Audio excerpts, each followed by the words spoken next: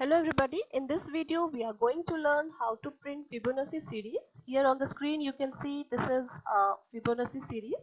So first let me explain you the concept of Fibonacci series. Here 0 and 1 will be printed. Then the next element we will get by adding the previous two elements. For instance, the next element again we get 1 because we got it by adding 0 and 1. Similarly, the next output will be 2 that will be obtained by adding the previous two elements, that is 1 and 1. Then 3 that will be obtained by adding 2 and 1. So this is the concept of Fibonacci series.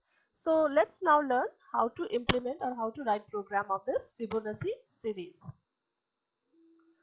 So let's create a new class, name it as Fibo or Fibonacci series, whatever you want you can put. So I have taken Fibo. Open editor.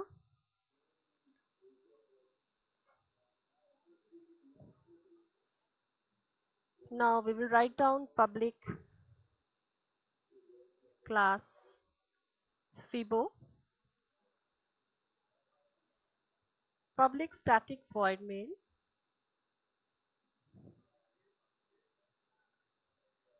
string args.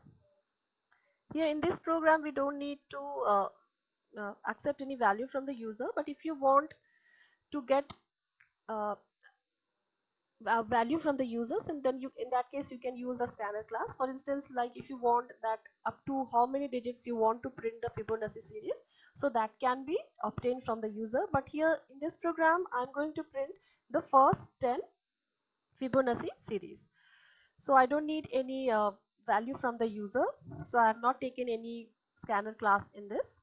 So the next thing is I will take the variables. So first thing, I'm taking n1, n2, any variable name you can take, n3, and one variable we will need for loop I. So here the first thing we are going to print, that is 0, as just now you have seen on the when I was explaining about the Fibonacci series. So you saw the first thing will be printed 0 and 1, so we allot a value to n1 and n2 as 0 and 1. So the next step will be to print this value. So system dot out dot print. Here we are going to print both the value of n1 and n2. So that can be done like this.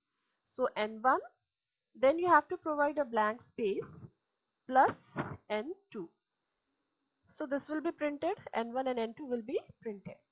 The next thing is we have to apply the loop, the for loop. So for I equals to, since we have printed 0 and 1, so we will start i's value, we will start from 2 because we have already taken 0 and 1. We have already printed two values, so the next value which will start, that will be from 2. So for I equals to 2,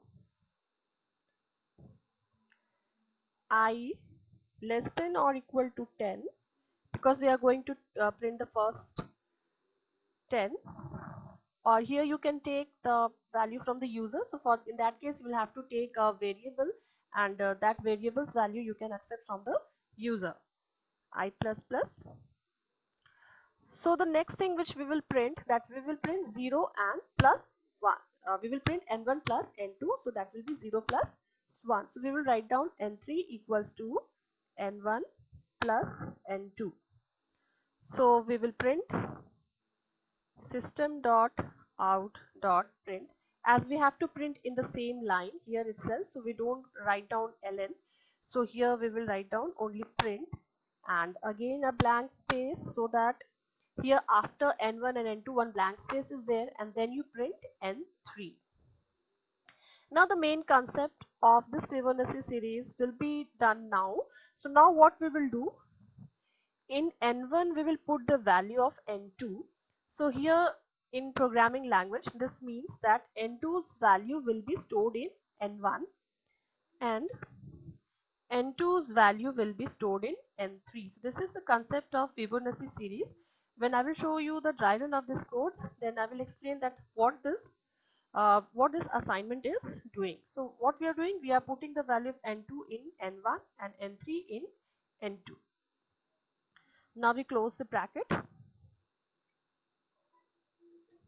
Now before we execute this program, now let's try to understand the concept of this program through the dry run. Here we have the dry run of this code. So here you can see this is the program. N1 equals to 0 and N2 equals to 1. So first thing which is done, we have printed N1 and N2. So here N1 and N2 is printed. So we printed 0 and 1. Now i's value we start from 2. So when I equals to 2, N3 will be equals to N1 plus N2. So what this will do, N3 will be equals to N1 plus N2, so 0 plus 1. So 0 plus 1, so this is going to print N3, so print 1. So this is going to print 1 over here, N3 is printed.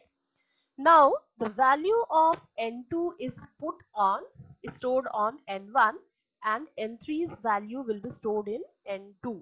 So here you can see what is the value of N2, N2 is equal to 1. What is the value of N3? N3 is equal to 1. So now the value of N1 will be equal to 1 and N2 will be equal to 1. So when I is equal to 3, what it will print? N3 it will be equal to N1 plus N2. So this is going to print 1 plus 1. So this is equal to 2. So print 2. Now again this assignment will be done. That value of N2 will be stored in N1 and value of N3 will be stored in N2. So now what will be value of N1? N1 will be the value of N2. So what is the value of N2? Value of N2 is 1. So N1 equals to 1. And what is value of N2? That will be the value of N3. So value of N3 is 2. So we get N2 equals to 2. Similarly, when I equals to 4, this is going to print N1 plus N2. So what is N1? N1 is 1 and N2 is 2. So this is going to print 3. Now N2's value will be stored in N1 and N3's value will be stored in N2. So now the value of N1 is 2 and value of N2 is 3. So this is how this loop will continue till the value of I becomes 10, and this all assignment will be done to get the next output. So this is the main concept of Fibonacci series. Now let's go back to the program. Here we are back with our program. So here one plus sign is missing. So plus. Now we compile this code. We got no syntax error. Let's execute this. Close. Void main. Okay. Now here you can see that Fibonacci series has been printed 0, 1, 1, 2, 3, 5, 8, 13, 21, 34, 55. So this is your Fibonacci series. So if you like this video, please like, share and subscribe to my channel. Thank you.